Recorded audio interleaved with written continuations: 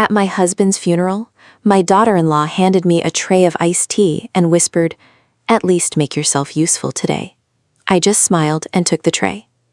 3 days later, she learned what Daniel had really left behind. I'm glad you're here. Follow my story until the end and tell me where you're watching from.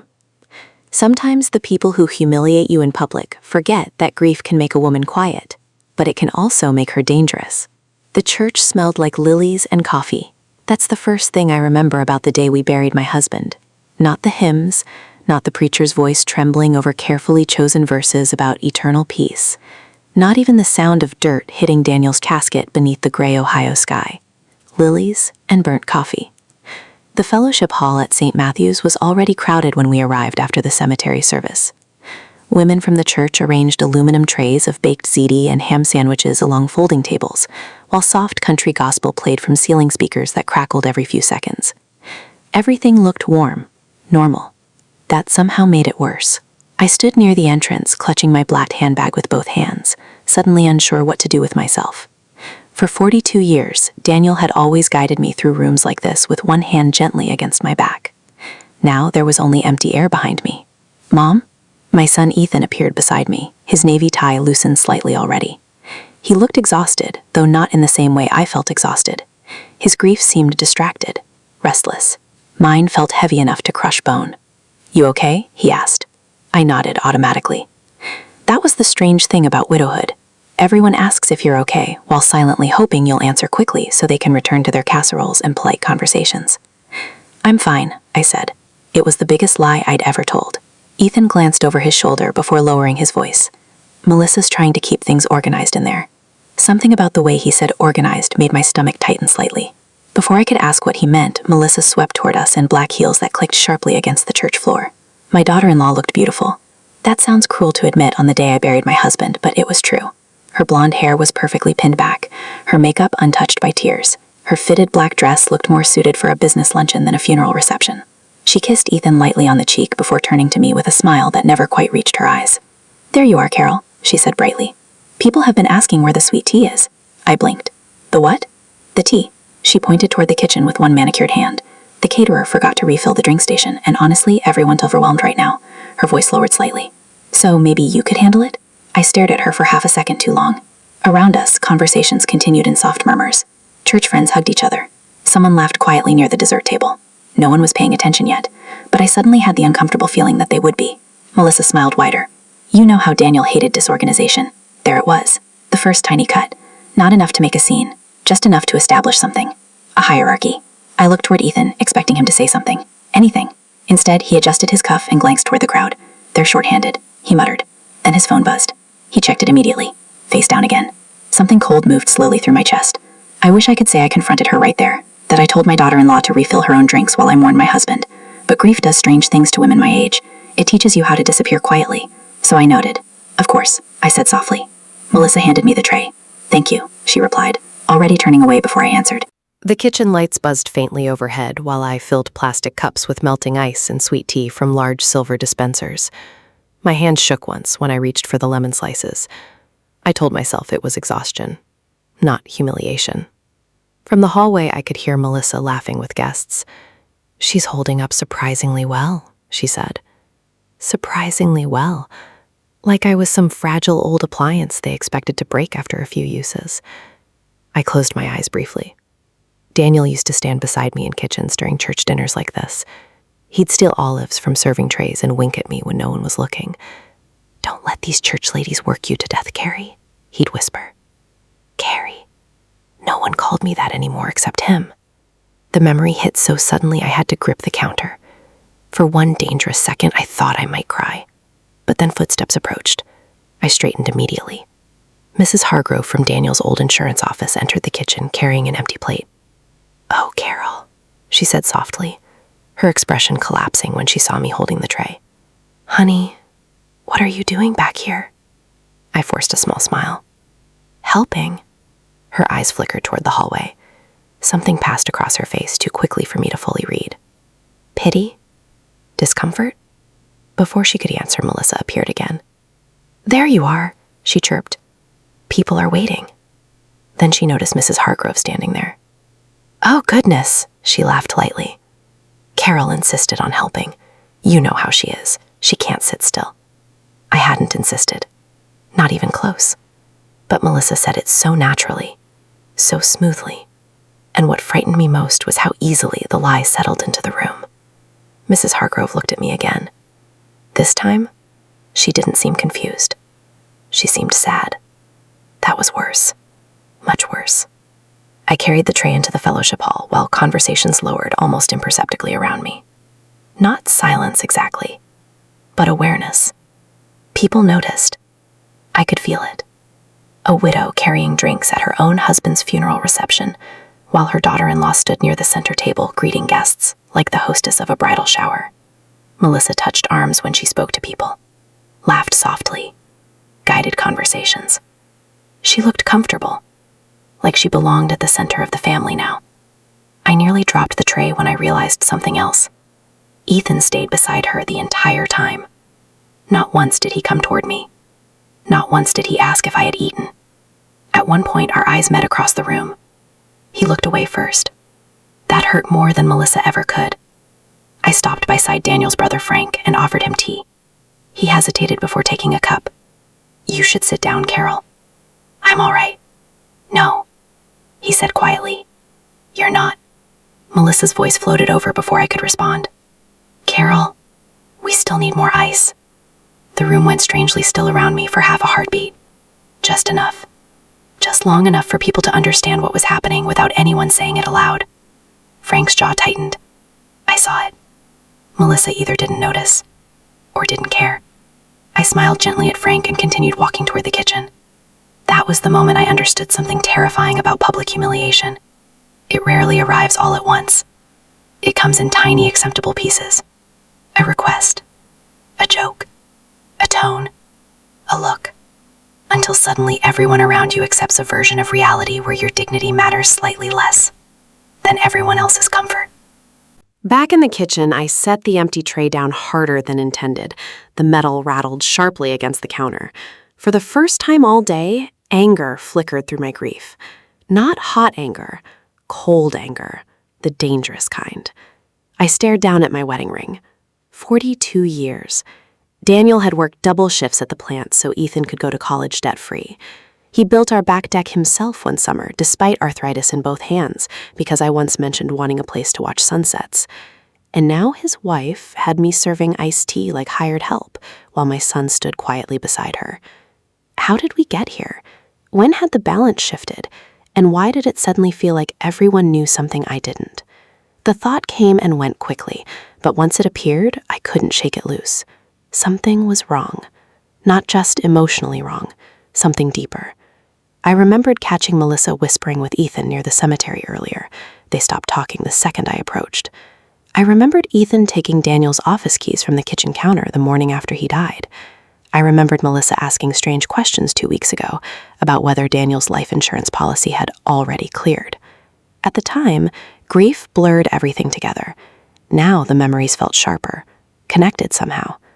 But before I could think further, Melissa entered again, carrying her phone, face down, her smile gone this time. "Do we have more napkins?" she asked flatly. "In the cabinet." She opened the wrong cabinet first, despite having visited this church dozens of times. Distracted, nervous. Then her phone lit briefly against the counter. A man's name flashed across the screen. David Whitmore. She grabbed the phone so quickly it startled me. Our eyes met. For one tiny second, something unreadable passed across her face. Fear? No. Calculation. Then the smile returned instantly. "I swear today's been chaos," she laughed lightly. I nodded slowly, but inside, something shifted. Because David Whitmore wasn't one of Melissa's friends. He was Daniel's accountant. Why would she be talking to him today? Before I could ask, Ethan appeared in the doorway. "There you are," he said to Melissa, relief obvious in his voice. Not relief at seeing me, relief at finding her. "We need to talk to Pastor Ray before everyone leaves." Melissa immediately slipped her phone into her purse. Then she touched Ethan's arm gently and walked past me without another word. No thank you, no acknowledgement, nothing. I stood alone in the church kitchen, listening to their footsteps disappear down the hallway. Then I looked at the industrial sink full of empty cups and melting ice, and for the first time since Daniel died, I felt something worse than grief. I felt replaced. Not as Ethan's mother, not even as Daniel's wife. As a person, like my usefulness to the family had suddenly become conditional, temporary, fragile. I thought the humiliation was over. It wasn't, because a few minutes later I walked back into the fellowship hall and saw something that made my blood run cold. My seat at the family table was gone. And that's when I realized they no longer saw me as family, only as a burden they needed to manage. The house sounded different without Daniel in it. That was the first thing I noticed when I walked through the front door after the funeral reception. Not emptier, sharper. Every sound seemed too loud somehow.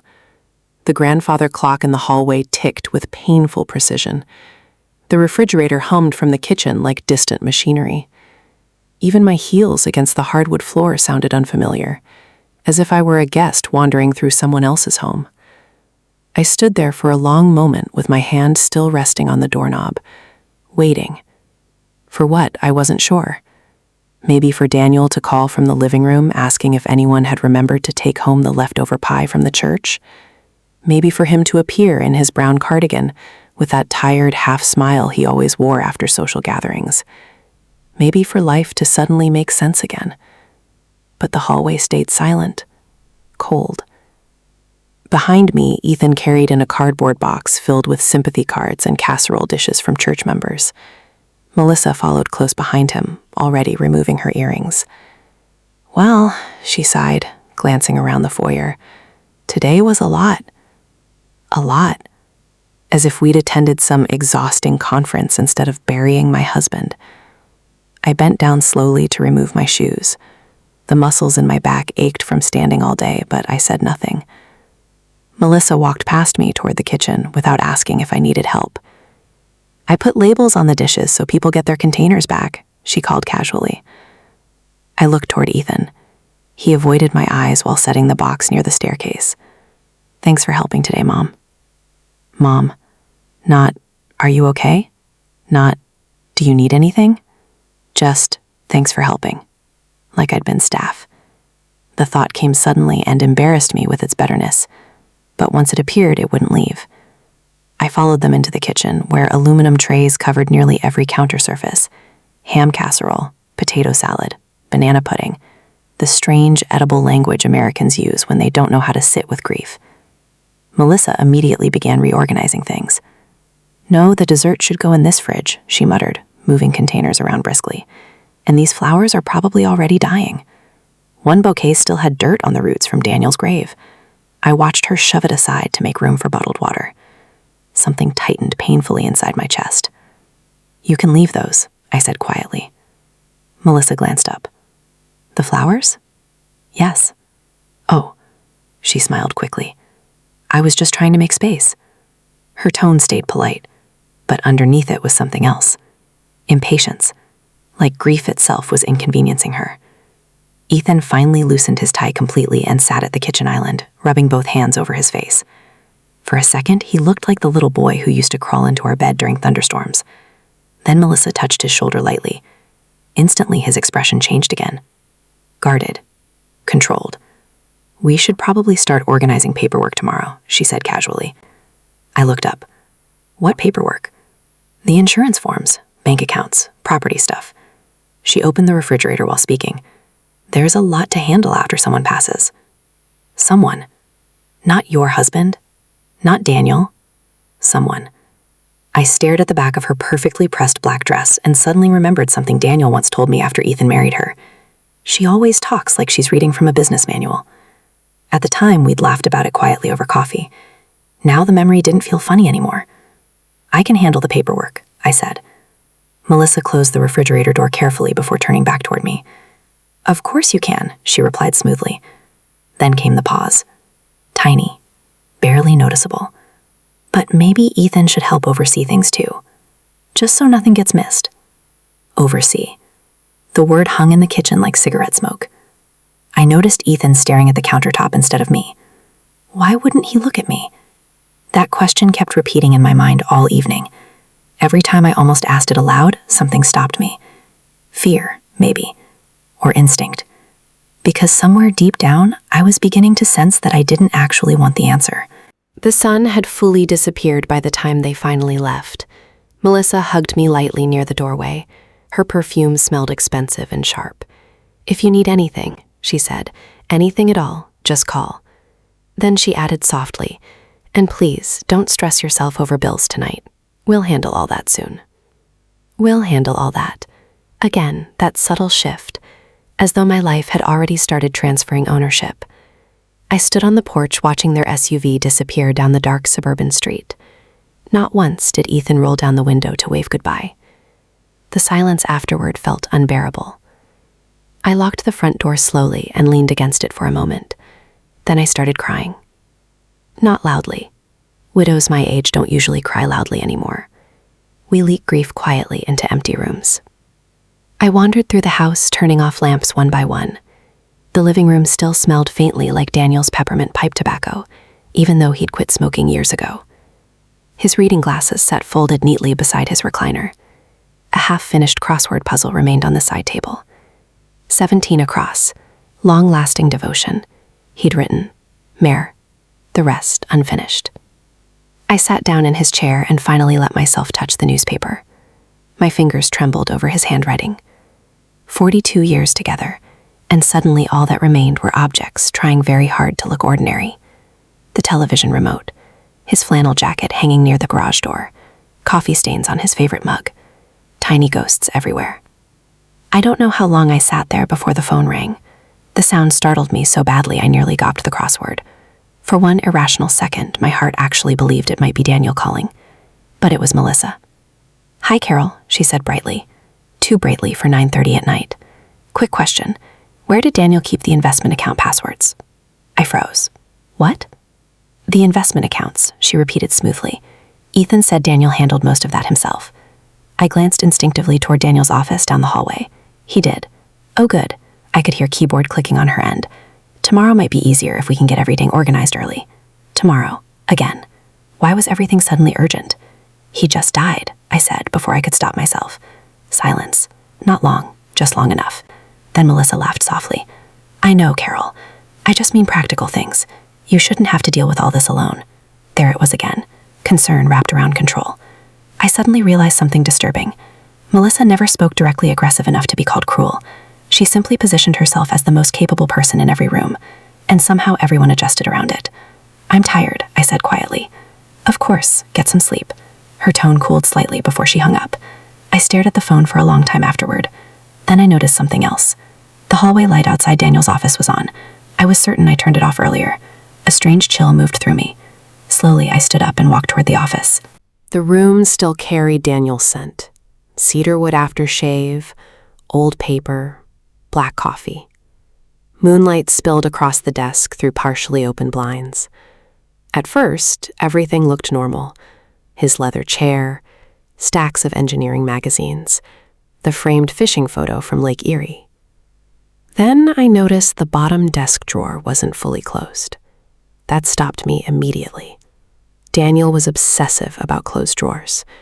"An open drawer invites chaos," he used to joke.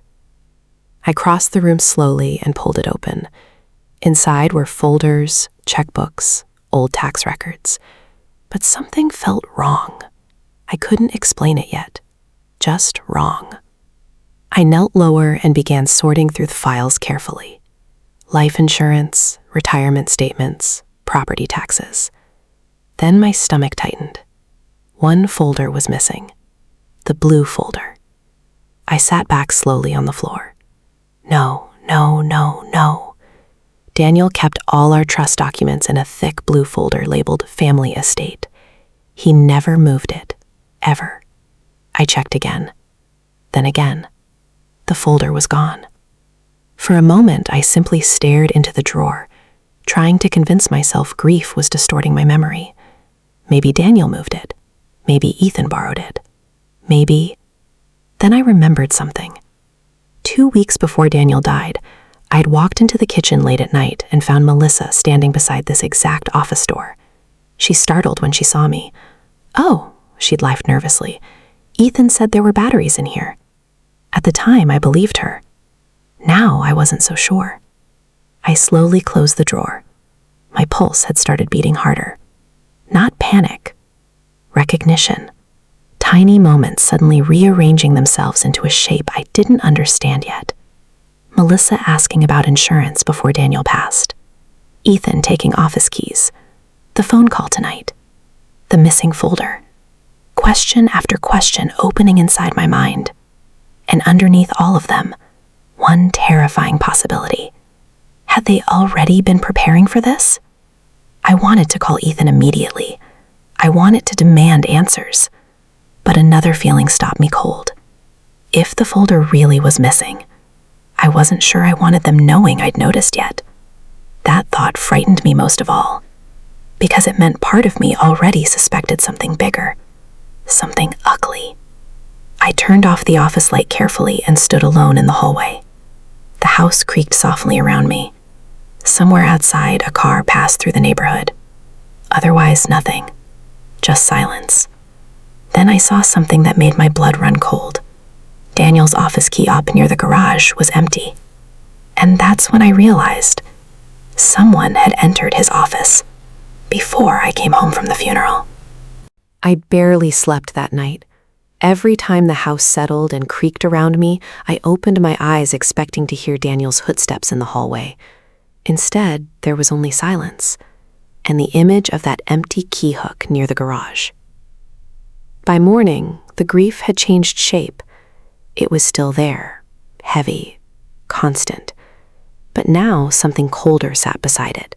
Suspicion. I stood in the kitchen wearing Daniel's old Ohio State sweatshirt while weak November sunlight spilled through the blinds. The coffee tasted burnt because I'd forgotten to turn off the machine after the first brew cycle. Daniel would have teased me about that. Coffee shouldn't taste like engine oil, Carrie. The memory almost made me smile. Almost. Then my phone buzzed. Melissa. Good morning. Ethan and I are stopping by around noon to help sort through financial things. Don't stress yourself before we get there. Don't stress yourself. Again.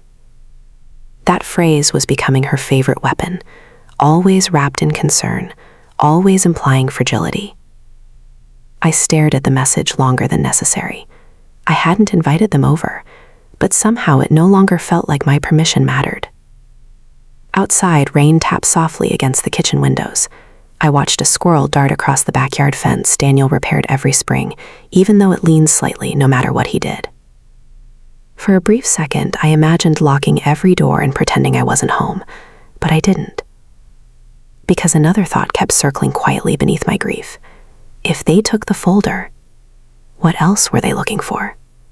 That question followed me upstairs. I showered slowly, then wandered back into Daniel's office wearing thick wool socks against the cold hardwood floor. The room looked ordinary in daylight, too ordinary. His desk sat beneath the window exactly as always, pens aligned neatly, bills stacked in careful piles, his old mariner's coffee mug holding paper clips. But once you notice something missing, your brain starts seeing absences everywhere. I opened drawers again. Life insurance papers had been rearranged. The property tax folder sat behind retirement accounts instead of in front. Even Daniel's checkbook looked disturbed somehow, slightly crooked where he always kept everything perfectly squared. Tiny things, tiny, impossible things, but they mattered because Daniel was a creature of ritual. He folded receipts exactly twice, hung keys in the same order every day, balanced his checkbook every Sunday night while listening to Sinatra records in the den. Chaos irritated him physically, which meant someone else had touched these papers. I suddenly remembered Melissa standing in this room last Christmas. Oh wow, she'd laughed while glancing around. You guys still keep paper copies of everything? Daniel smiled politely but answered firmly.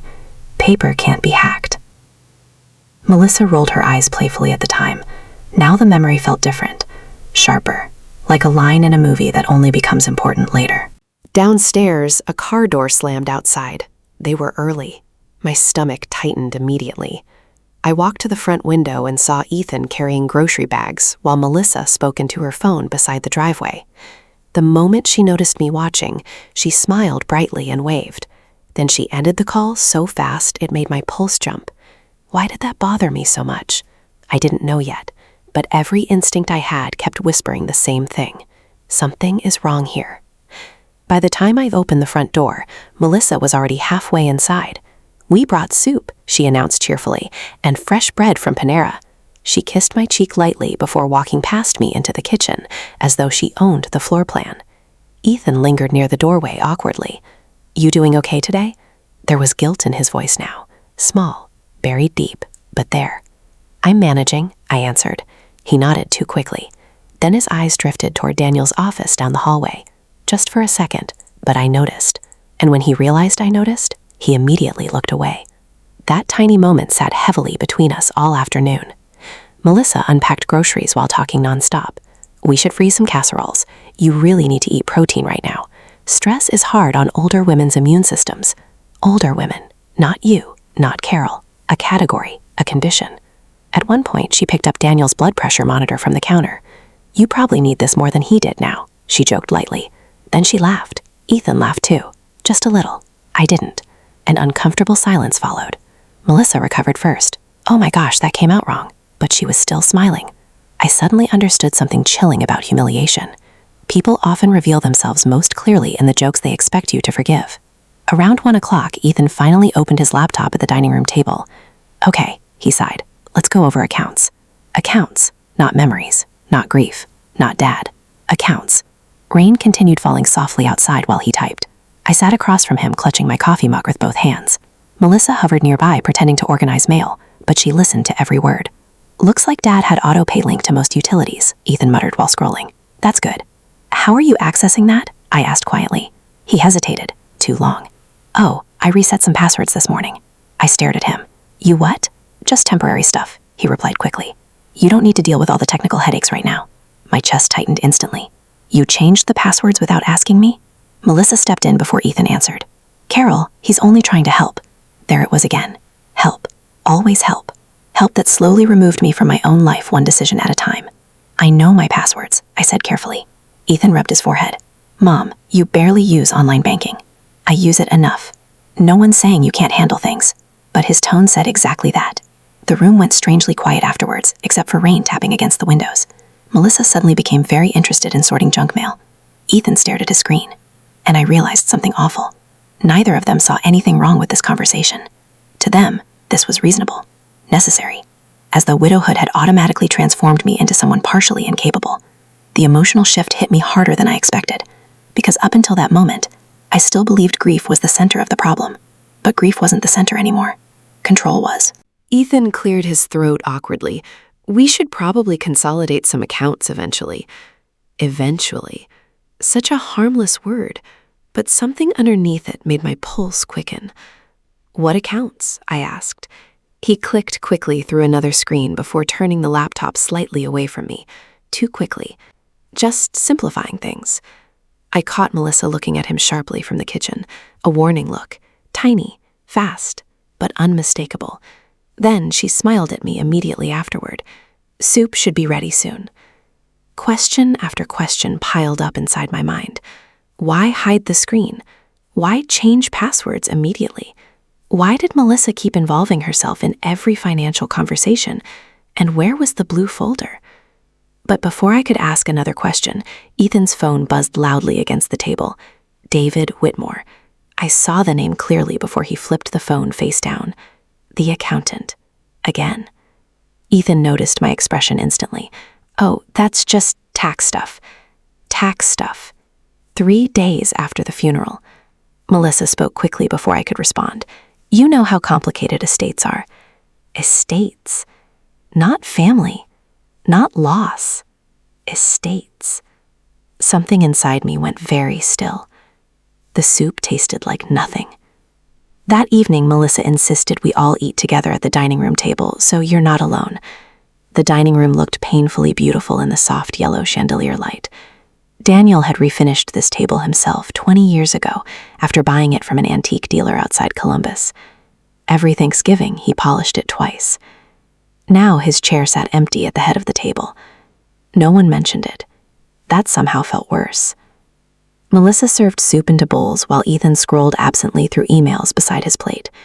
At one point, she smiled toward him and said, "Maybe we should finally convince Carol to switch to paperless billing." I looked up slowly. I like paper records. Melissa laughed softly. Of course you do. The words sounded harmless, but the tone carried something else entirely. The kind of condescending patience people use with confused grandparents who still write checks at grocery stores. Ethan chuckled quietly into his soup. That hurt more than I can explain, because suddenly I wasn't sitting at dinner with my family anymore. I was sitting with two people gently managing me. Melissa continued smiling. You'd honestly love automatic systems once you got used to them. Once you got used to them. Like I was 88 instead of 68. Like I was fading. The humiliation was subtle enough that an outsider might miss it completely. But women my age recognize disrespect instantly, especially the polite kind. I set my spoon down carefully. I managed this household before either of you learned how to file taxes. Silence. Melissa blinked once, then smiled again. Oh, no one's questioning that. But her eyes said otherwise. Ethan changed the subject immediately, too quickly. So I might stop by tomorrow and reorganize Dad's filing cabinet. Reorganize. There it was again. Everything suddenly needed reorganizing. My grief, my finances, my home, my role, and little by little I was disappearing from the decision-making inside my own life. After dinner, Melissa gathered bowls while Ethan took another call outside on the back patio. I watched him through the window. Rain misted lightly around him while he spoke in low, hurried tones. Then I saw something that made my stomach drop. He reached into his coat pocket and pulled out Daniel's office keys. Not one key, the entire ring. I stopped breathing for half a second, because I never gave those to him. And that's when I realized they'd already started moving pieces around before the funeral was even over.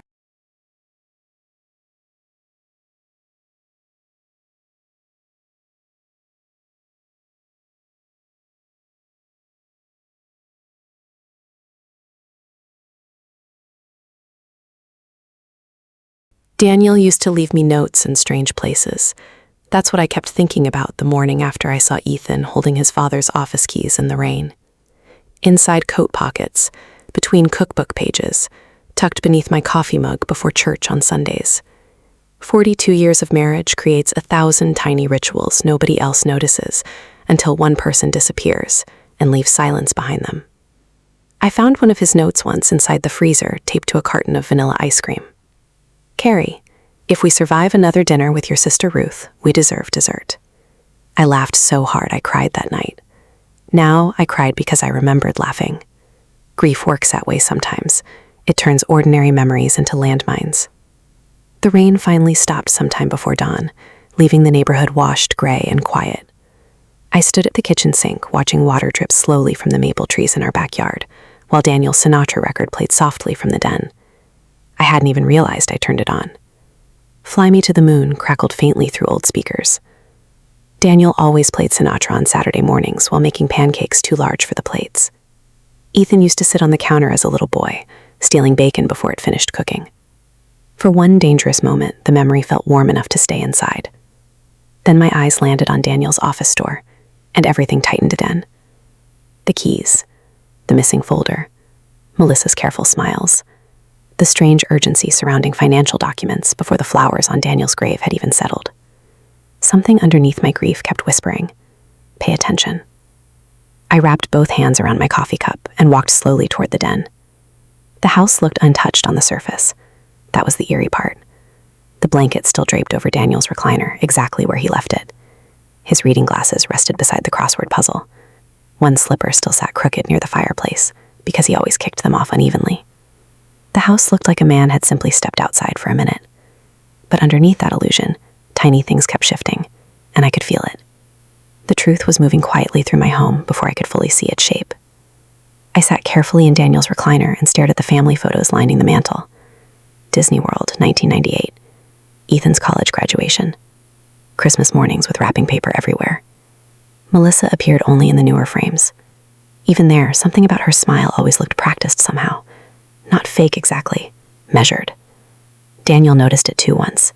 The memory returned suddenly. 3 summers ago, after a barbecue in our backyard, Daniel stood beside the grill, scraping charred sauce from the grates, while Melissa laughed loudly inside the house with Ethan's coworkers. "She likes being admired," he said casually. I handed him a beer. "What's wrong with that?" He shrugged slowly. "Nothing. Unless admiration becomes more important than loyalty." At the time, I thought he was being overly critical. Now I wondered what else he noticed that he never said aloud. That thought sat heavily with me all morning, because Daniel rarely spoke badly about people. When he did, it mattered. Around 10 o'clock, my phone buzzed again. "Melissa. Checking in. Don't forget Ethan's coming later to help reorganize the office." Reorganize. Again, that word. I stared at the message while something cold moved quietly through my chest. I hadn't agreed to that. I never even answered yesterday's conversation about the filing cabinet.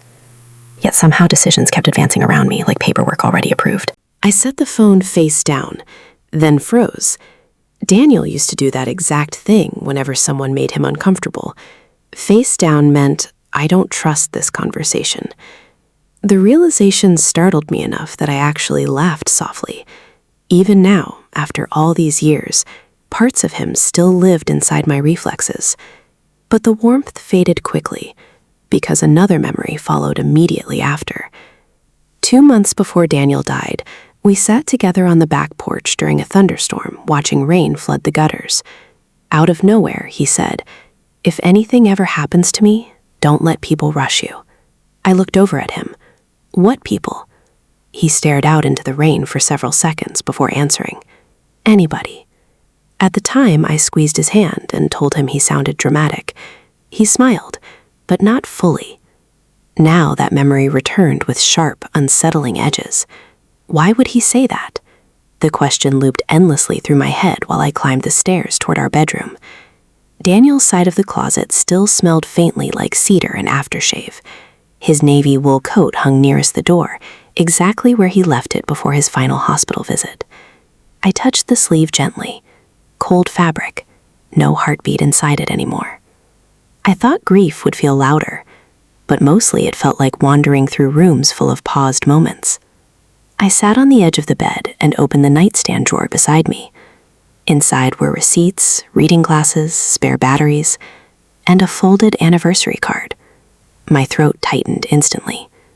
I opened it slowly. "Carrie, 40 years still doesn't feel long enough with you. You made every hard thing survivable. D." The handwriting blurred slightly as tears filled my eyes. Daniel never wrote long letters. He didn't need to. A few honest sentences from him carried more weight than speeches from other men. I held the card against my chest for a long moment. Then another memory surfaced, one I hadn't thought about in years. Ethan was 22 at the time, fresh out of college, and furious because we refused to co-sign a risky business loan for one of his friends. "You don't trust me," he shouted. Daniel remained calm through the entire argument. After Ethan stormed out, I remember saying, "Maybe we were too hard on him." Daniel looked at me quietly while washing dishes. "No," he said softly. "We just taught him that love isn't the same thing as surrender." At the time, I admired his strength. Now those words unsettled me deeply, because lately, surrender was exactly what Melissa seemed to expect from me.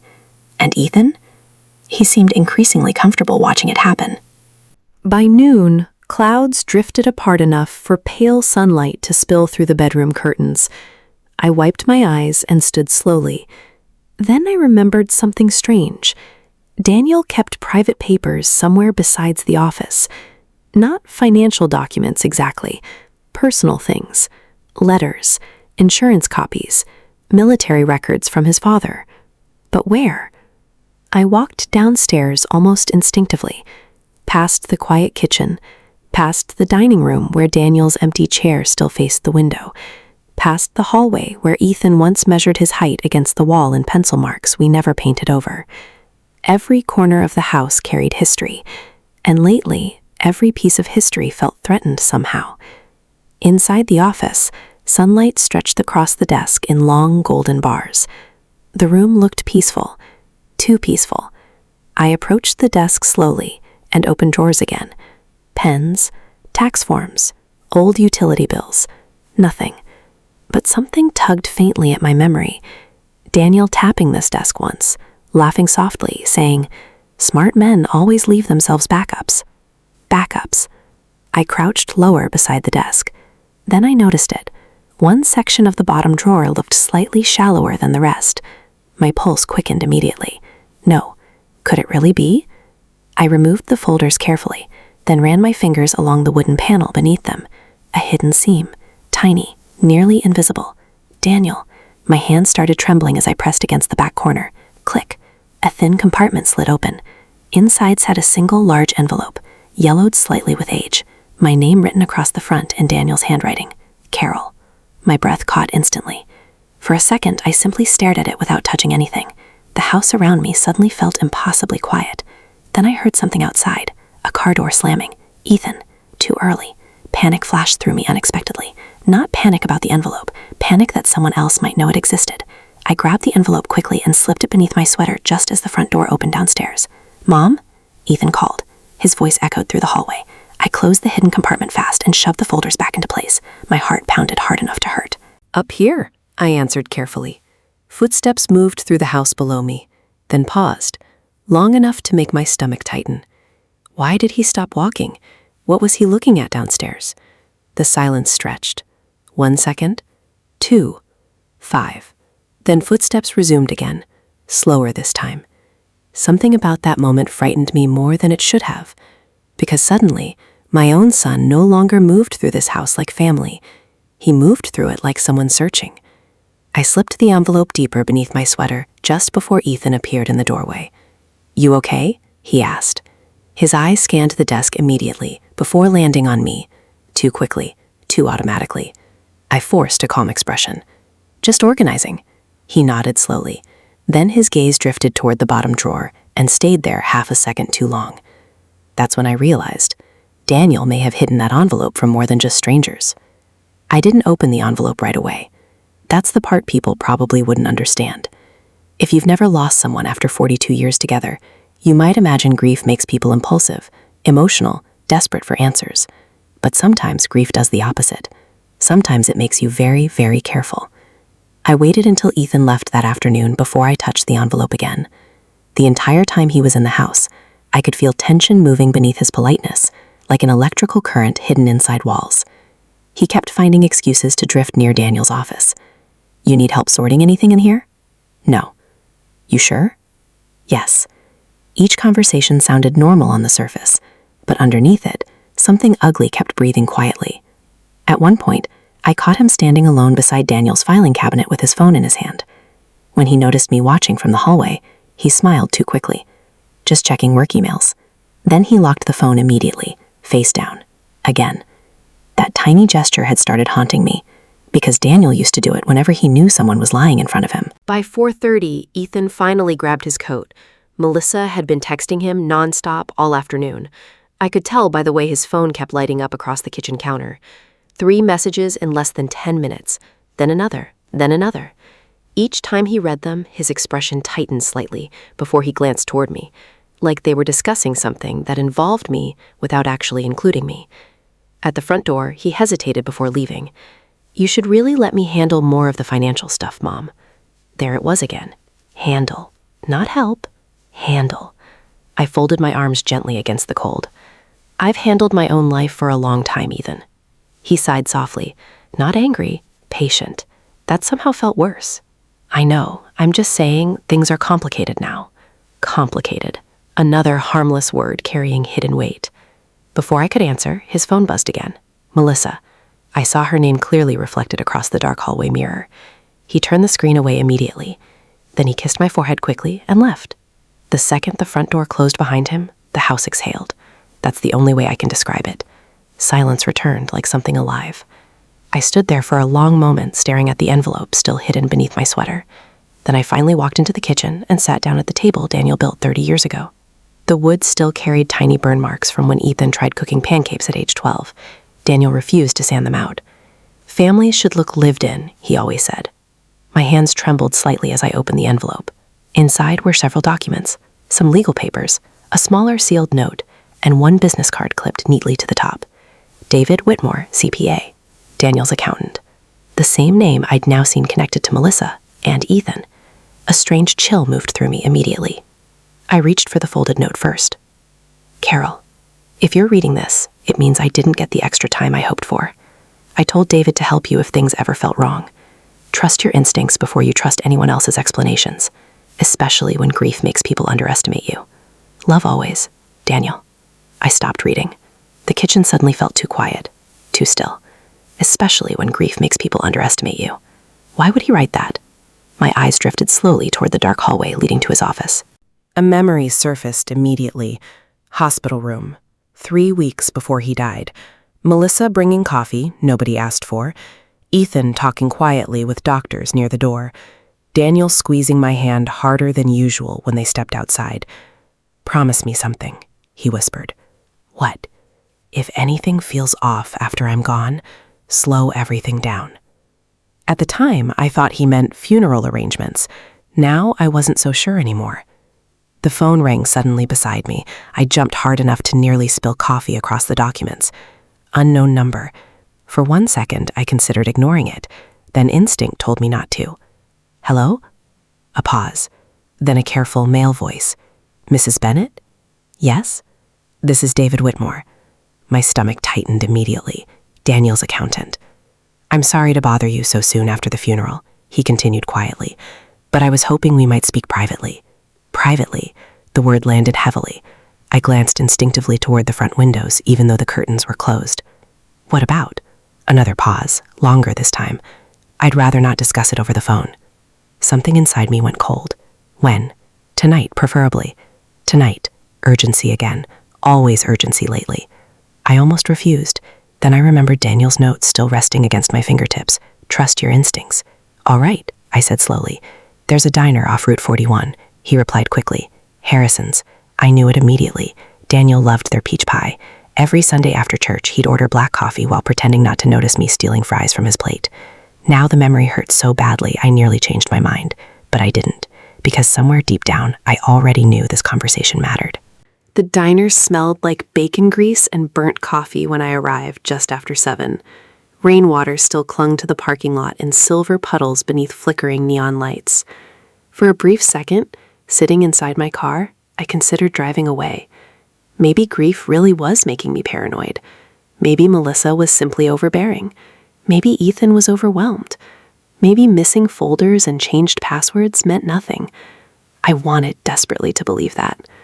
But then I saw David Whitmore through the diner window, and my hope vanished immediately. Because he looked nervous. Not grieving. Nervous.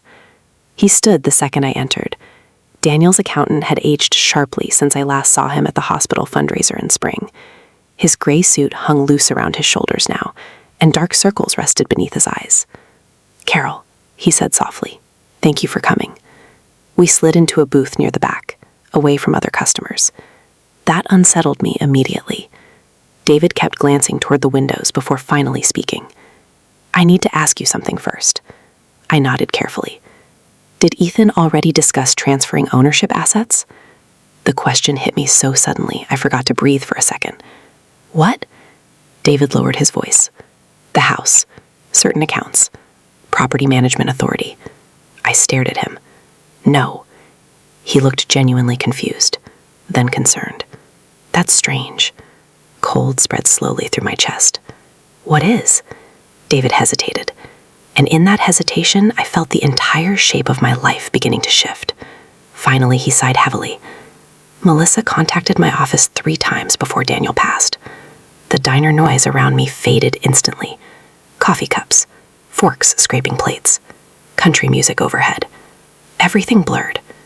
She asked detailed questions about survivorship clauses," he continued carefully. "Transfer procedures, estate timelines." My hands tightened around the coffee mug. "Before Daniel died." David nodded slowly. "She said she wanted to help Ethan prepare." Prepare. Another harmless word, hiding something ugly underneath. I suddenly remembered Melissa asking weirdly specific questions in the hospital cafeteria 2 days before Daniel passed. So, if someone dies without updating paperwork, does everything automatically freeze? At the time, exhaustion made me ignore it. Now my pulse began pounding harder. "There's more," David said quietly. Of course there was. There always is. I looked up slowly. "What else?" He glanced around the diner before lowering his voice even further. "Last week, Ethan requested preliminary paperwork regarding property restructuring. My stomach dropped. What kind of restructuring? David hesitated again. Then he answered carefully. Transfer pathways, in case you decided the house was too difficult to manage alone. For a second, I honestly thought I might be sick, because suddenly, everything connected. The funeral humiliation, the comments about stress, the passwords, the filing cabinet, the constant language about helping. Not random, not emotional overreaction, preparation. I stared at the untouched coffee between my hands while one horrifying realization settled quietly into place. They weren't reacting to Daniel's death. They'd already been planning for life after it. David leaned forward slightly. Carol, did Daniel ever mention concerns about pressure after he passed? Pressure. The word echoed strangely in my mind. Then another memory surfaced. 6 months ago, Daniel standing alone in the garage after Melissa left early from dinner. She pushes softly, he murmured while organizing tools. What? She never demands things outright. That's what makes her dangerous. At the time, I defended her. God help me. I defended her. Back in the diner booth, David slid a folder slowly across the table. I shouldn't technically be showing you this yet. Inside were draft transfer forms. My name appeared repeatedly across pages, some sections highlighted, others flagged with sticky notes. One yellow note in Melissa's handwriting read, Would Carol need full awareness sign-off if emotionally distressed? I stopped breathing. No. No, no, no. The diner suddenly felt too small, too hot. My own daughter-in-law had written notes discussing my emotional competency before my husband was even buried, and Ethan knew. He had to know. David watched me carefully. There's something else you need to understand. I looked up slowly. These documents weren't meant for immediate filing, he said quietly, but they were being prepared unusually fast. How fast? He hesitated, then answered. Before Daniel passed. The room tilted slightly around me. Outside the diner window, headlights slid across wet pavement like ghosts. Inside, country music continued playing softly over speakers, while strangers ate pie and laughed at booths nearby. Normal life continued. Meanwhile, mine was quietly collapsing into something unrecognizable. I thought the humiliation at the funeral was the worst part, but I was wrong, because humiliation was never the goal. Control was. And that's when I realized they hadn't been waiting to see what grief would do to me. They were counting on it. The strangest thing about betrayal is how ordinary mornings still look while it's happening. The sun still rises, coffee still brews, neighbors still walk their dogs past your house like the world hasn't quietly shifted beneath your feet. The morning after meeting David Whitmore, I stood at the kitchen window watching frost cling to the grass, while Daniel's old percolator hissed softly behind me. Everything looked normal, but I no longer trusted normal. That was the difference now. I carried my coffee into the den and sat beside Daniel's recliner, the hidden envelope resting unopened beside me on the couch cushion. I hadn't slept much. Every time I closed my eyes, I saw Melissa's handwriting on those transfer documents. Would Carol need full awareness/sign-off if emotionally distressed? Not grieving widow, not mother, not Carol. A legal obstacle. I stared at the fireplace while something cold settled deeper inside me. For days, grief had kept me soft, disoriented, but now another feeling was slowly replacing it. Clarity. And clarity can be dangerous when people expect you to remain fragile. I picked up Daniel's old leather notebook from the side table. Inside the front cover, in his cramped handwriting, he'd written, "Slow is smooth, smooth is fast." An old Navy phrase he loved repeating whenever Ethan rushed through repairs around the house. At the time, I thought it was about patience. Now I realized it was about survival. Don't panic. Don't react emotionally. Move carefully. So that morning, for the first time since Daniel died, I stopped behaving like prey. The bank smelled faintly like printer toner and peppermint hand sanitizer. A young teller smiled too brightly when I entered. Good morning, ma'am. Ma'am. I used to hate that word. Now I barely noticed it. I wore Daniel's navy wool coat and carried my purse close against my side, while soft Christmas music played overhead, even though Thanksgiving hadn't arrived yet. Everything felt strangely cheerful. I approached the counter calmly. I'd like to open a new account. The teller nodded politely. No problem. My pulse stayed steady while she typed. That surprised me. 3 days ago, I could barely hold a coffee cup without shaking. Now my hands looked perfectly calm. Maybe because grief had finally collided with instinct. Or maybe because somewhere deep down, I already understood something important. People become dangerous when they think you're powerless. I deposited only part of the money from our joint checking account. Not enough to trigger attention. Just enough. The teller handed me temporary paperwork while smiling mechanically. Would you like anyone else listed on the account? Such a simple question, but it hit me harder than expected. For 42 years, every account had Daniel's name beside mine. Now the space remained empty. No, I answered quietly. No one else. Outside the bank, cold wind pushed leaves across the parking lot while I sat inside my Buick, gripping the steering wheel. I should have felt guilty hiding money from my own son. Instead, I felt relieved. That realization frightened me, because relief meant trust was already dying. The next call I made was harder. Daniel's attorney, Arthur Levinson. Daniel respected very few people completely, but Arthur was one of them. He's expensive because he's careful, Daniel always joked. Arthur answered personally on the second ring. Carol.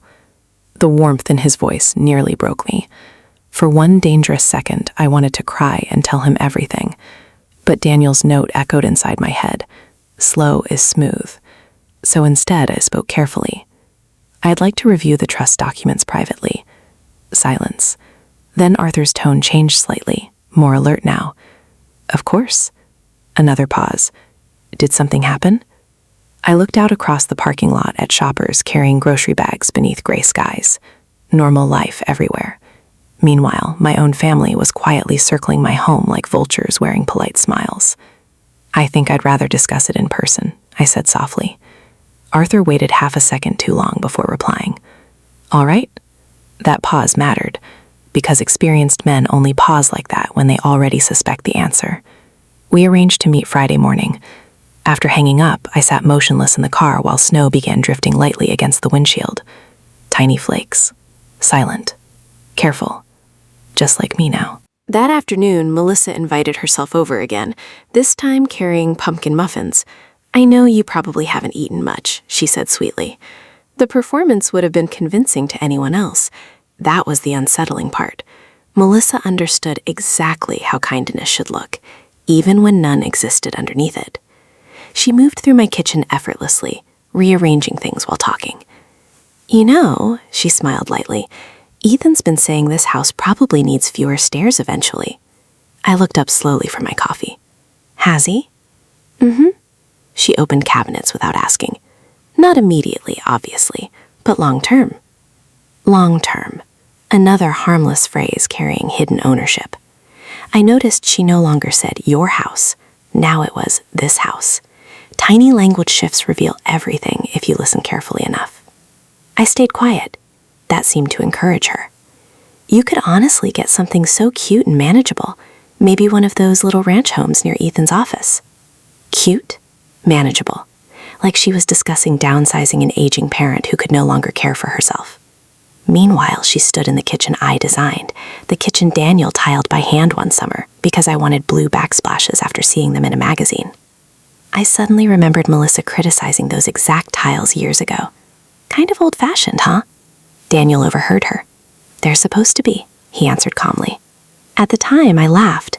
Now I understood what he was really doing, protecting me quietly.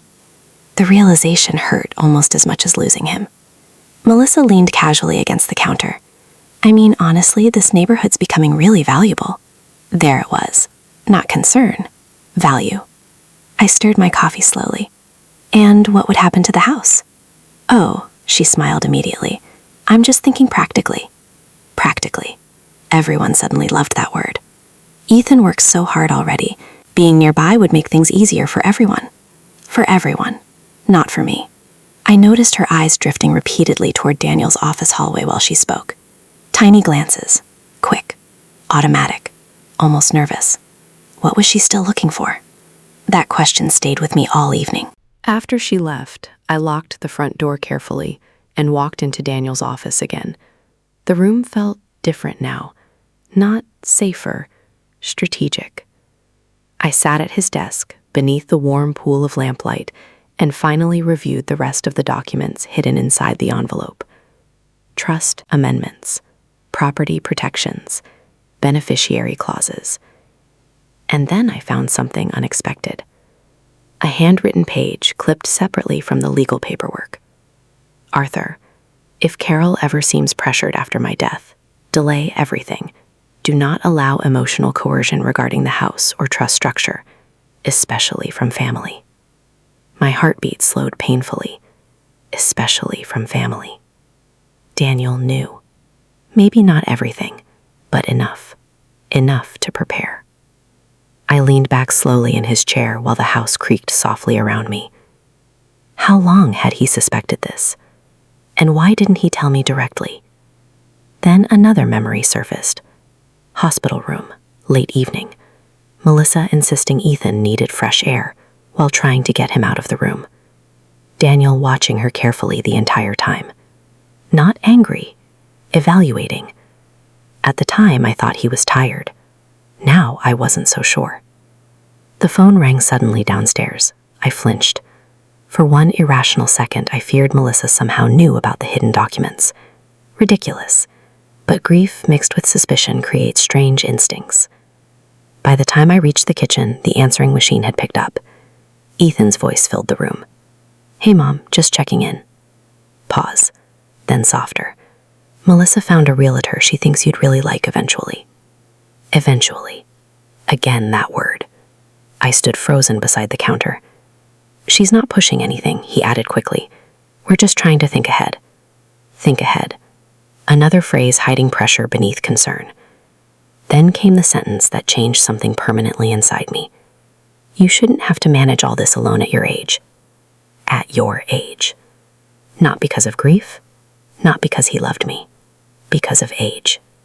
For the first time in my life, my son sounded like a man slowly discussing someone becoming obsolete. The message ended. Silence flooded the kitchen again. I stared at the answering machine for several seconds without moving. Then I looked around the house. Daniel's chair, Daniel's tools, Daniel's coffee mug drying beside the sink. Everything suddenly felt threatened. Not immediately, not violently. Worse. Quietly.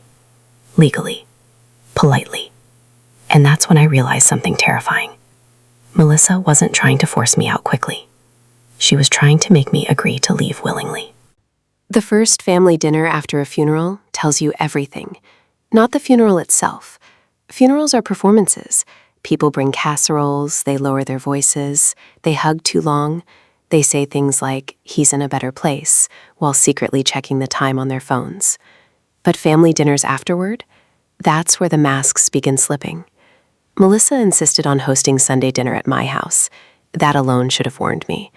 I just think everyone needs togetherness right now, she said sweetly over the phone. Togetherness, another one of her polished little words. By then, I'd started noticing how carefully she selected language. Every sentence sounded supportive on the surface, while quietly repositioning power underneath. Don't stress yourself. We're just helping. You shouldn't be alone. Always implying weakness, always framing herself as necessary. Still, I agreed to dinner. Not because I trusted her, because I wanted to watch. That was the difference now. For the first time since Daniel died, I stopped reacting emotionally and started paying attention. Sunday arrived cold and gray.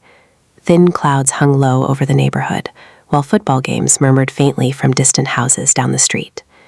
Inside my kitchen, the smell of garlic bread and roasted chicken filled the air. Melissa moved through the room like a woman auditioning for ownership, opening cabinets without asking, directing where serving bowls should go, telling Ethan to fix the lighting in here eventually. Eventually. Always eventually. I stood quietly near the sink drying dishes that didn't need drying while watching her rearrange my kitchen. At one point, she removed Daniel's old ceramic cookie jar from the counter, the one shaped like a fishing cabin. Honestly, she laughed softly to Ethan, this thing is kind of terrifying. Ethan smirked. Dad loved that ugly thing. Melissa rolled her eyes playfully. Well, maybe it's time for some updates around here. Updates. I looked down at the dish towel in my hands. Daniel bought that cookie jar during our honeymoon in Michigan in 1981. He carried it home wrapped in a motel towel because he was terrified it would break. Melissa didn't know that. To her, it was clutter, disposable, like anything old enough to carry history. I suddenly realized something uncomfortable. People who plan to inherit your life often begin redecorating it emotionally before they ever touch paperwork. By 5 o'clock, the house filled with relatives. Daniel's younger brother, Frank, arrived carrying bourbon. My sister, Ruth, brought sweet potatoes nobody touched. 2 cousins settled into the living room arguing quietly about football. Everything looked painfully normal. That somehow made the tension worse, because beneath the smell of baked chicken and polite conversation, something invisible kept tightening around the room, and everyone felt it, especially Ethan. He barely sat still all evening, constantly checking his phone, walking outside for work calls, exchanging tiny glances with Melissa across the table. Question loops kept opening inside my mind. Were they discussing me, the house, the trust? Or was grief simply making me suspicious of every silence? I wanted to believe that last possibility, I truly did. But then came dinner, and everything changed. Melissa insisted I sit at the far end of the table because, as she explained brightly, it's closer to the kitchen for you. The words landed softly, politely, but several people looked uncomfortable immediately. Even Ruth paused mid-sentence, because everyone understood what Melissa really meant. Closer to serving, not closer to family. I saw Frank glance toward me carefully, waiting, maybe expecting me to react. But I didn't. I simply sat down quietly beside the stack of extra napkins, while Melissa took the chair beside Ethan at the center of the table. Daniel's chair remained empty at the head. No one mentioned it. That silence hurt more than any insult. Dinner began awkwardly, forks scraping plates, ice clinking in glasses, too much cheerful conversation. Melissa carried the room effortlessly, laughing, refilling wine, telling stories about coworkers. Every few minutes she touched Ethan's arm lightly while speaking, possession disguised as affection. At one point, Frank asked gently, "So Carol, how are you holding up in the house alone?" Before I could answer, Melissa jumped in. "That's actually something we've been talking about." My stomach tightened immediately. Ethan stopped chewing. Tiny pause, tiny warning. Melissa smiled warmly around the table. We're honestly worried about her staying here by herself long term. There it was, publicly this time. Not whispered, not implied, announced. I felt every eye of the table shift toward me. She's managing fine, Frank said carefully. Melissa laughed softly. Well, for now. For now. The words settled heavily into the room. She nearly fell last winter on those front steps, Melissa continued casually. And this house is huge for one person. I stared down at my plate. Roasted carrots, mashed potatoes, the blue floral china Daniel insisted we use every Sunday because good dishes shouldn't wait for special occasions. Across from me, Ethan said nothing, not one word. That silence cut deeper than Melissa's comments ever could. Because a cruel daughter-in-law is painful, but a silent son? That's a different kind of grief entirely. Ruth cleared her throat awkwardly. I'm sure Carol knows what's best for herself. Melissa smiled politely. Of course. Then came the pause. That tiny pause she always used before delivering the real message. But we also have to be realistic. Realistic.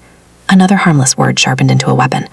She shouldn't have to worry about maintenance and stairs and all these old house problems at her age. At her age. Again, there it was. Not grief, not widowhood. Age. Reduction disguised as concern. I suddenly noticed something strange. Melissa wasn't even looking at me anymore. She was speaking to the room, performing reasonableness, building consensus, like a politician gently introducing an unpopular decision before making it sound inevitable. And little by little, people were nodding. Not agreeing exactly, but accepting the possibility. That frightened me more than open cruelty ever could, because manipulation works best when wrapped in politeness. I folded my napkin carefully onto my lap. Then I finally spoke. My voice surprised even me. Calm, steady, cold. I'm not leaving this house.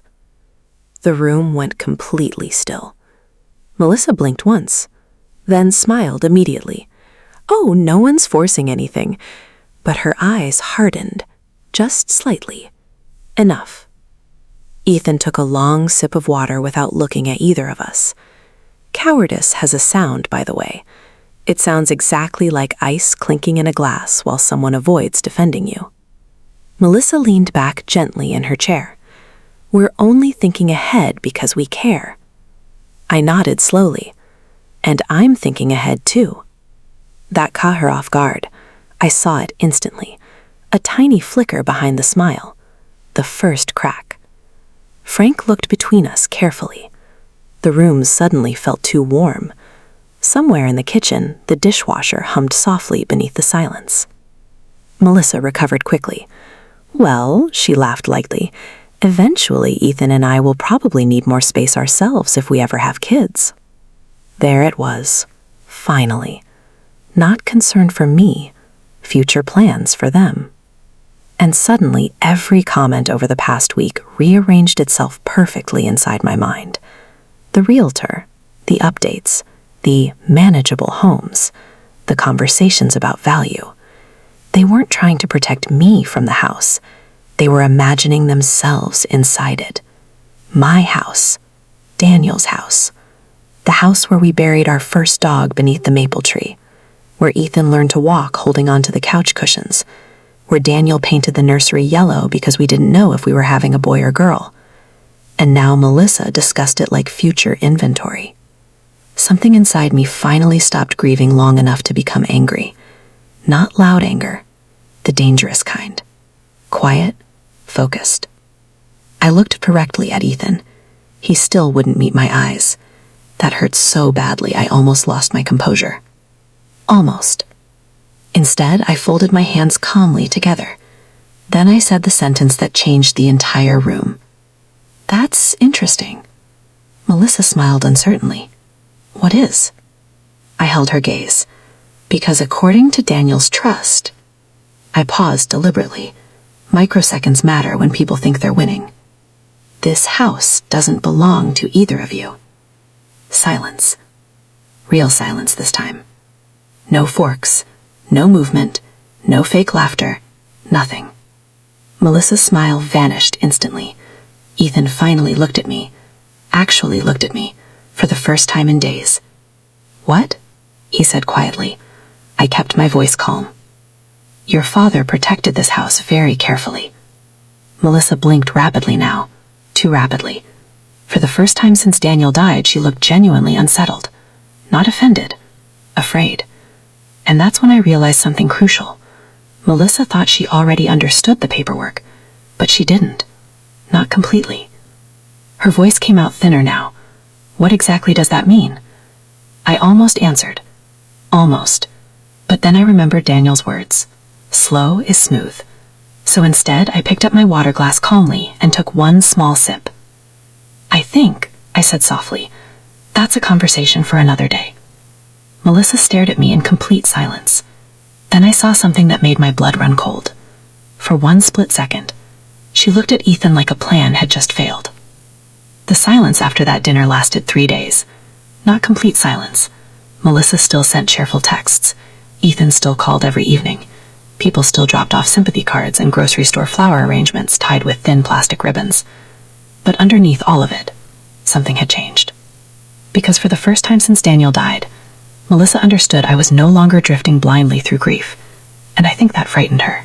The morning Arthur Levinson arrived, the sky hung low and silver over the neighborhood.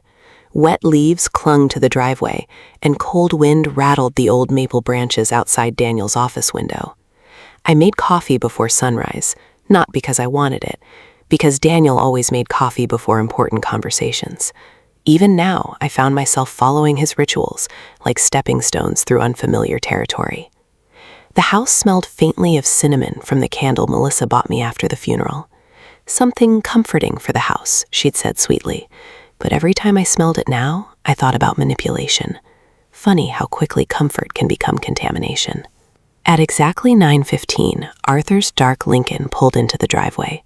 I watched from the living room window as he stepped out carrying a leather briefcase against his chest. Steady, organized, careful. Daniel trusted men like that, not charming men, careful ones. Arthur removed his gloves slowly once inside the house. His eyes moved briefly across the living room before landing on Daniel's empty recliner. For half a second, Genuine sadness crossed his face. He'd hate all this drama, Arthur murmured quietly. The comment startled me, because it was true. Daniel hated emotional chaos, especially inside families. I led Arthur into the dining room, where soft gray light filtered through the windows onto the polished table. Daniel's table. The same table where Melissa casually discussed my future removal from the house 3 nights earlier. Arthur opened his briefcase carefully while I poured coffee into 2 mugs. Neither of us spoke for almost a full minute. Then he finally looked at me directly. David called me. Of course he did. I sat down slowly. Arthur folded his hands. How much do you already know? Such a dangerous question, because the answer was, not enough. I know Melissa contacted people before Daniel died, I said quietly. Arthur's expression darkened slightly. And? I know Ethan changed passwords without asking me. Another pause. Then Arthur exhaled slowly through his nose. There's more. Of course there was. There's always more when betrayal happens politely. Arthur slid several documents across the table. Trust paperwork, property clauses, beneficiary structures. The legal language blurred slightly beneath my exhaustion, but one sentence stood out immediately. Primary residential property shall remain under sole protected control of Carol Bennett. Protected control. I looked up slowly. Arthur nodded once. Daniel amended the trust 8 months ago. 8 months. Before the hospital visits, before the funeral, before Melissa started discussing realtors.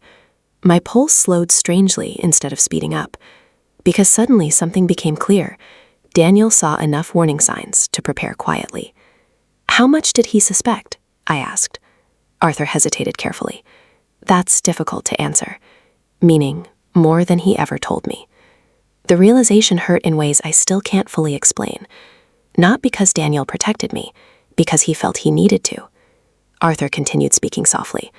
The trust contains several protective clauses, specifically regarding coercion or emotional pressure after his death. The room seemed to shrink slightly around me. What kind of pressure? Arthur removed his glasses slowly. Attempts to manipulate property decisions while you're grieving. The silence afterward felt enormous. Outside, a delivery truck rumbled faintly down the street. Inside, the old kitchen clock ticked steadily from the next room. Everything ordinary. Everything changed. I thought back to Melissa's smiling face at dinner. We just want what's best for you. The realtor suggestions, the downsizing conversations, the repeated comments about my age. Not random. Never random. Strategic. Arthur opened another folder carefully. Then he slid a printed email across the table. My stomach tightened instantly. Melissa's name sat at the top. The message was dated 11 days before Daniel died. I read slowly. If Carol becomes emotionally overwhelmed after the funeral, would temporary oversight authority speed up housing decisions? Housing decisions. Not grief support, not family care. Housing decisions. My hands went cold against the coffee mug. Arthur watched me carefully. She contacted my office twice, he said quietly. I refused to discuss anything without Daniel present.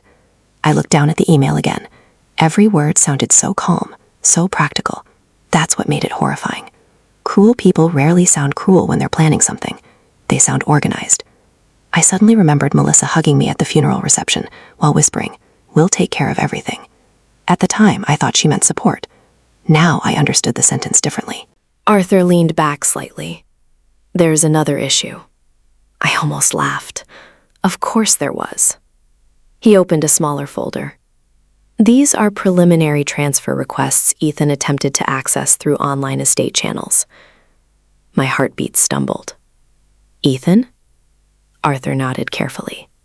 He doesn't appear to fully understand the trust structure. That sentence mattered. Because until that moment, part of me still believed Ethan was masterminding everything alongside Melissa. But now, another possibility emerged. What if Melissa was leading, and Ethan was simply following? That realization hurt differently. Not less painfully. Worse. Because weakness inside your child can break your heart more thoroughly than cruelty. Arthur continued calmly. The trust is structured so neither Ethan nor Melissa can force sale, transfer, or restructuring of the property while you're alive and mentally competent. mentally competent. There it was again. The category Melissa kept circling around. Old, overwhelmed, confused, emotionally distressed. I suddenly understood why she spoke about me that way in public, why she constantly emphasized stress and age and loneliness in front of relatives. She wasn't just shaping opinions. She was building a narrative. Oh God. The realization hit so hard I actually gripped the table edge. Arthur noticed immediately. Carol? I looked up slowly. She wanted people seeing me as unstable. He didn't answer right away. That silence was answer enough. The front door opened suddenly downstairs. Both of us froze.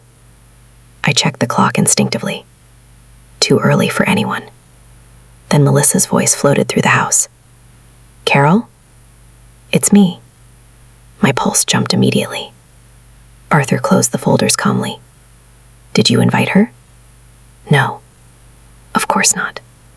Footsteps moved through the kitchen, then paused. A long pause. Too long. Like she realized someone else was here. The micro-tension in that silence felt unbearable. Arthur remained perfectly still. Then Melissa entered the dining room carrying a paper bakery box. Her smile appeared automatically, then vanished the second she saw Arthur. Tiny shift. Tiny crack. But I saw it. Oh. She laughed lightly. I didn't realize you had company. Company. Not Daniel's attorney. Not someone discussing legal matters. Company. Arthur stood politely. Melissa. The atmosphere changed instantly. Melissa placed the bakery box on the table with controlled movements. I brought muffins, she said. No one responded. That silence stretched painfully. Then her eyes landed on the paperwork beside Arthur's hand. Just for a second. But that second told me everything.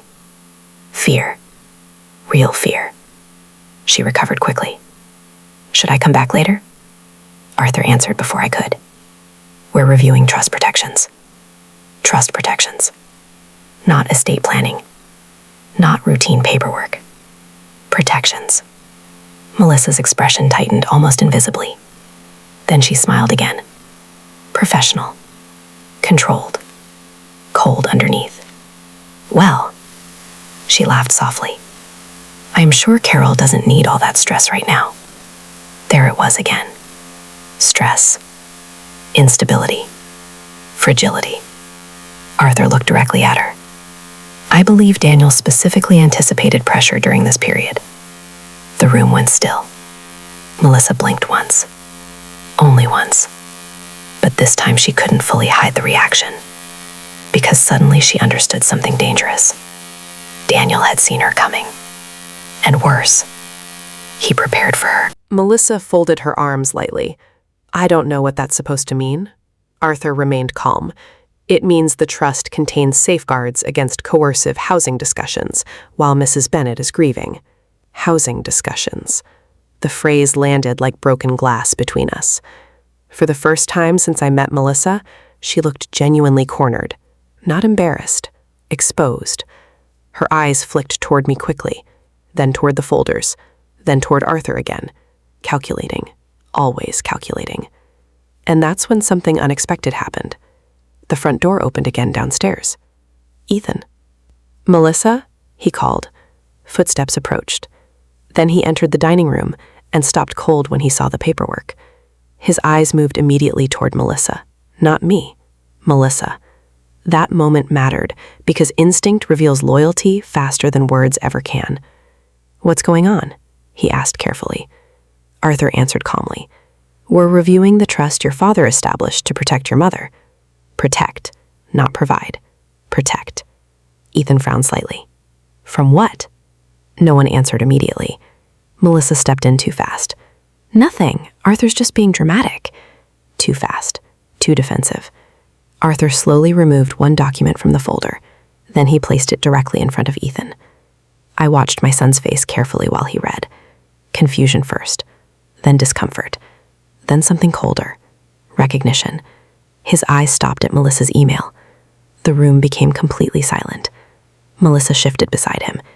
"Ethan," but he interrupted softly. "You contacted Arthur before Dad died?" No answer. Just one long, terrible silence. And that's when I realized something crucial. Ethan may have helped Melissa, but he didn't know how far she'd already gone without him. After Arthur left that morning, the house became quiet in a different way. Not peaceful, revealing. You learn strange things once trust breaks inside a family. Every silence starts sounding intentional. Every delayed text feels loaded. Every smile gets replayed in your head like evidence. For nearly an hour after Ethan and Melissa left, I sat alone at the dining room table, staring at Daniel's empty chair while cold coffee settled untouched in my cup. The house still smelled faintly of cinnamon and rainwater. Melissa's candle. Daniel's house. That contrast suddenly felt unbearable. I stood slowly and opened every window in the downstairs rooms, despite the November cold. The wind rushed inside immediately. Sharp, clean, real. I wanted her scent gone. That realization startled me, because even after everything, part of me still kept hoping this was all some terrible misunderstanding. But misunderstandings don't require legal protections, and they certainly don't begin before a man is buried.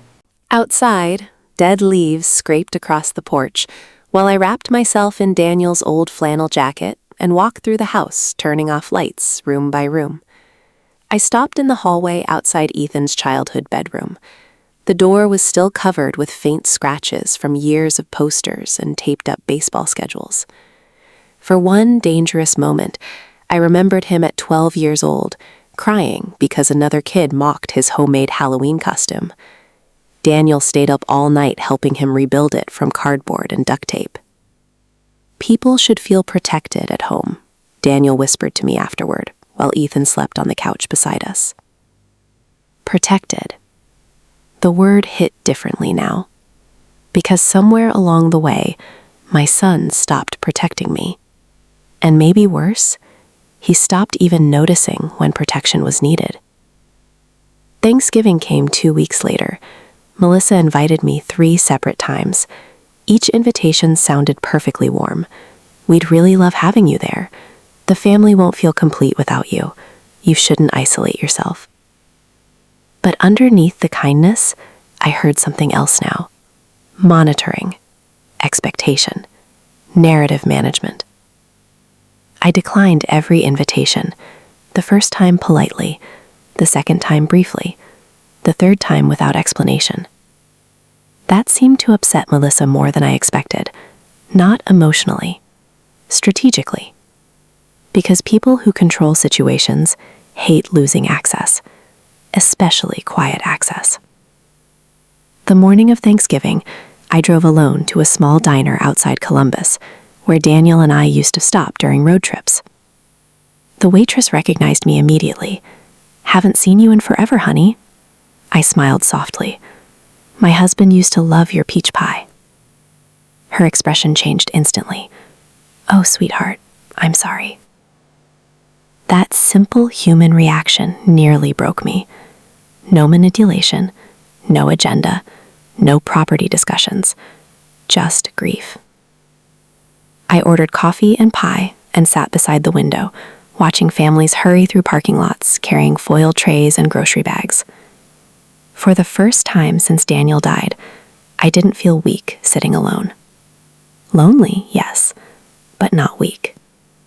There's a difference. That realization changed something important inside me. I began walking again after that, literally walking, every morning around the neighborhood with Daniel's old knit cap pulled low over my ears while winter slowly settled across Ohio. People waved, neighbors chatted, life continued, and slowly, so did I. Not dramatically.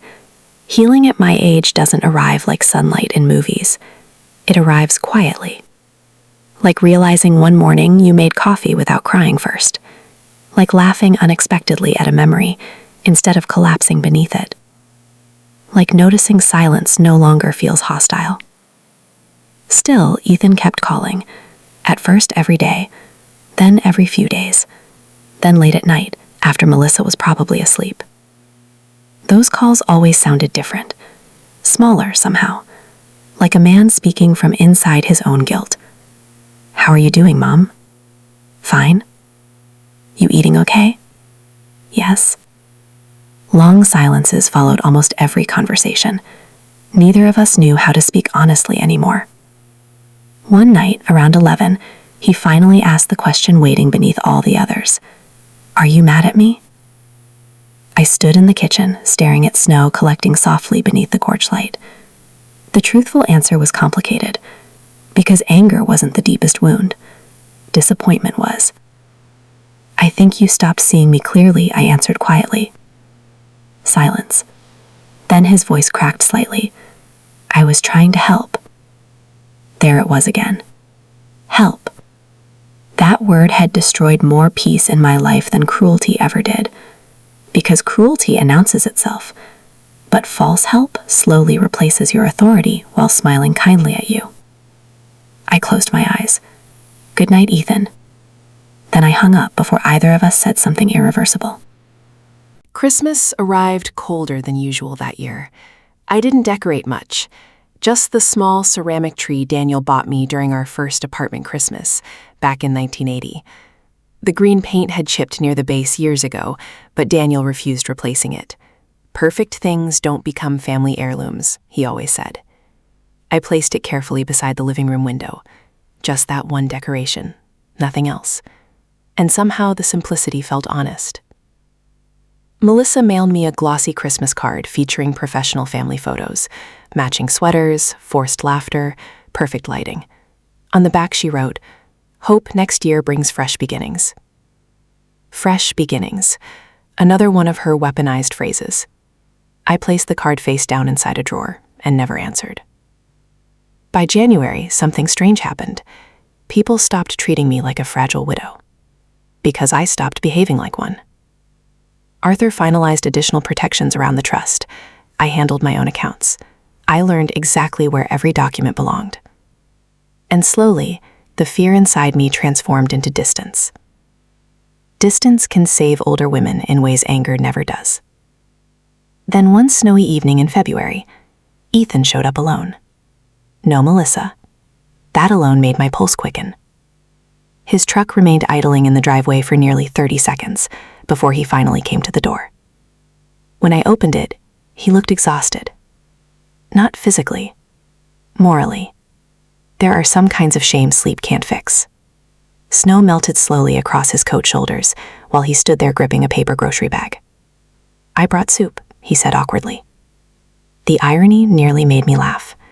All those casseroles after the funeral, all those gestures pretending nourishment while people quietly position themselves around my life. I stepped aside silently. He entered slowly, looking around the house like someone revisiting a childhood memory he no longer deserved. The ceramic Christmas tree still glowed softly in the corner. Daniel's chair remained untouched. Everything familiar. Everything altered. Ethan sat at the kitchen table while I heated soup neither of us really wanted. For several minutes, only the sound of spoons and simmering broth filled the room. Then finally, he spoke. "She lied to me." I didn't answer immediately, because the truth was more complicated. Melissa manipulated him, yes, but manipulation only works when people willingly ignore discomfort, and Ethan ignored a great deal. "She made it sound like you couldn't handle things," he continued quietly, like she was protecting everybody. I stirred soup slowly. "And you believed her?" His silence answered for him. That silence hurt more than any confession. He looked older suddenly sitting there beneath the kitchen light. Not elderly, just worn down by realizing weakness inside yourself too late. "I should have stopped it," he whispered. "Yes, you should have." But I didn't say that aloud, because some truths become cruel when spoken directly. Instead, I carried 2 bowls to the table and sat across from him quietly. Snow tapped gently against the windows. The same windows Daniel sealed every winter, because drafts make a house feel lonely. I missed him so fiercely in that moment I almost couldn't breathe.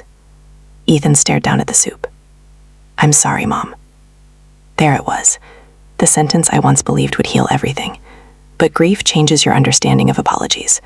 Some arrive after damage already reshaped the relationship permanently. I looked at my son carefully. The little boy Daniel carried asleep from car rides. The teenager who once cried after his first heartbreak. the grown man who sat silent while his wife slowly reduced me to an inconvenience. And suddenly I understood something heartbreaking. Love does not automatically create courage. I know you are, I said softly. His eyes filled immediately. I never wanted you to feel alone. I almost answered, then why did you let her isolate me in my own home? But I was tired of fighting ghosts by then. So instead I stood slowly and walked toward the hallway. Ethan looked up. Mom? I stopped beside Daniel's office door. Then I finally gave him the truth I'd carried quietly for months. Your father spent 42 years protecting me. My voice remained calm, steady. He protected my dignity, my peace, my place in this family. Ethan lowered his eyes immediately. I continued softly. You couldn't protect me for 40 minutes at his funeral. The silence afterward felt enormous. Not angry, final. Ethan covered his face briefly with one hand. For a second, he looked exactly like Daniel after bad news. That similarity almost destroyed me. Almost. But grief had taught me something important by then. Loving someone deeply does not obligate you to ignore what they allowed. Ethan left quietly an hour later. At the door, he hesitated like he wanted to hug me. Instead, he simply nodded once and stepped into the snow. I watched his truck disappear slowly down the street beneath pale winter streetlights. Then I locked the door gently behind him. No anger, no triumph. Just exhaustion finally settling into acceptance. Later that night, I sat alone in Daniel's recliner with a blanket over my knees, while Sinatra played softly from the record player. Outside, snow covered the backyard completely. Inside, the house felt still, but not empty anymore. That surprised me, because for months I thought loneliness would be the hardest part of widowhood. I was wrong. The hardest part was learning that sometimes the people you raised can still fail to stand beside you when it matters most. And yet, somehow, I survived that too. I looked toward Daniel's chair across the room, then closed my eyes. For the first time since the funeral, the silence no longer felt like abandonment. It felt like peace.